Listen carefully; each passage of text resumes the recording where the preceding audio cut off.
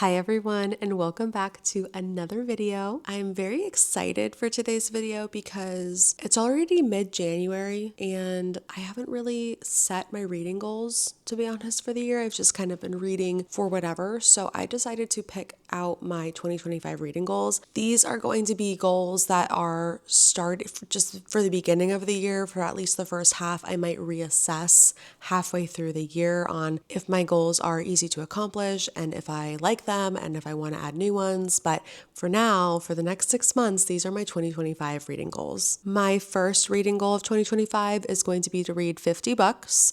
So last year I did read 30. That was actually the most I've ever read in a year. So this would be really challenging myself and really pushing myself to read a lot more. I've definitely been a reader my whole life. I've read maybe 1 or 2 books a month my whole life. In the past, I would say year and a half, I've definitely picked up reading a lot more. I've just been gravitating towards it a lot more. I've been choosing it over TV time. I've been choosing it over just general to my hobby. It's really turned into my hobby. So I do kind of think I can keep up with this 50 book goal. I think that's about 4 or 5 books a month for the whole year. I mean, if I did 5 books a month, it would be 60. If I did 4 books a month, it would be 48. So it would be like 4 books a month. And then for 2 months, it would be 5 books a month. So I really think that I could stick to this goal and I'm going to challenge myself, but I'm not going to hold myself to it. If I get busy one month or if I don't feel like reading, I'm not going to force myself to read. This is just a goal. I'm not going to live or die by this particular goal. However, something that I think will help me accomplish this goal is actually goal number 2, which is to listen to more audiobooks. I have certainly shied away from audiobooks in the past because I feel like I will get distracted by something and then I hate having to hit the 30-second back button constantly. It really bothers me when I can't seem to get through the book because I was talking to someone else or I was thinking about something else or I was doing something and I had to think about whatever it was that I was doing and I have to hit the back button and I don't know how long I've been missing out on the story for. So that's really been bothersome in the past. But I listened to, so far this month, I'm almost done with my second audiobook. And the first one was a nonfiction. It was actually a memoir. It was Kelly Bishop's memoir that came out last year, The Third Gilmore Girl. And I absolutely loved listening to an audiobook. But then I was like, okay, so maybe only nonfictions or only memoirs. And then I was like, you know what? I really want to read Funny Story by Emily Henry, but I have heard that the audiobook was exceptional. So I was like, I'm just going to give it a shot. And I'm almost done with it. I have like an hour left of the audiobook and I have been intently listening the whole time. I love the audiobook and I'm really realizing how much better it is to be able to listen to an audiobook, be able to clean, be able to drive, be able to do things, walk my dog, and still feel like I am involved in the story. So this has been kind of a fun new adventure for me listening to audiobooks. I've never really been an audiobook person in the past, but I definitely decided to make this my goal for the year because it also helps me hit that 50 book goal. Not that the number is as important, but it's just kind of nice to know. I'm like, okay, I can still listen to audiobooks and accomplish something. I don't really agree with that whole idea that audiobooks aren't really reading. I think if it's not reading, still the outcome's the same. You know the story. So that's really all that matters to me. So I know I'm really late to the audiobooks, the benefits of the audiobooks train, but I'm having a really good time with it. Goal number 3 is to reflect more and or longer on each book. I feel like I read a book and then I jump into the next one really fast and I don't really give the previous book much thought. Then later when I'm trying to remember all the books I've read, I have a hard time recalling the details. Like I remember what the books are about, but I don't remember, like sometimes I don't remember the character names, or I don't remember the themes of the book, or I don't remember just I have this general idea of how much I liked the book, but that's pretty much where it ends.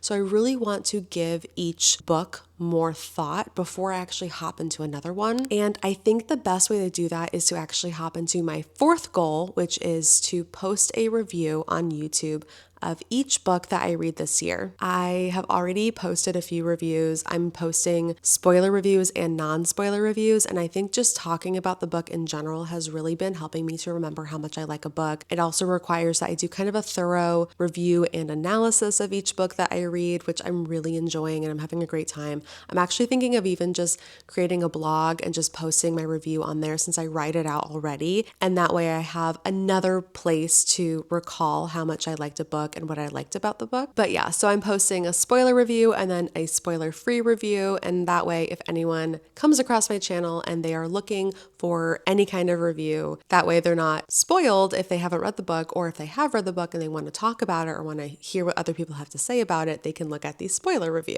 Goal number 5 is to start more series. Now, I'm one of those people that absolutely hates DNFing a book. I just feel like I put so much time and effort into reading a book and I want to finish it before I can actually give my final thoughts on it. I remember this actually happened in my book club. I did DNF a book. I actually DNF'd, what book was it? It was a really popular book. It was, I think I have it. Oh yeah, it was The Invisible Life of Addie LaRue by V.E. Schwab. And don't come for me, I just didn't like the book. I don't know. Because I DNF'd this book, my book club was like, but we can't really take your thoughts on the book because you only read half. I literally got 50% in and I was like, I don't really want to read this anymore. They wouldn't let me give a rating. And at first I was kind of like annoyed that they wouldn't let me give a rating, but then I thought about it further and I was like, I can't give my thoughts on the ending. I can't give my full absolute review and rating on this book because I haven't read the whole book. And so it really pushed me to not DNF books. And I know that that's a big thing, especially in the booktube and book talk and bookstagram community of, DNF if you want to DNF. And I agree with that. I think that you should stop reading a book if you feel like it's a waste of your time. But I don't feel that reading a book that I don't like is necessarily a waste of my time. I actually feel like it helps me to determine if I like the author's writing. It helps me to remember if that author comes out with another popular book, if I'm probably going to like it or if I'm probably not going to like it. So I actually don't think it's a bad thing to DNF a book, and therefore, and I definitely got off track here, but the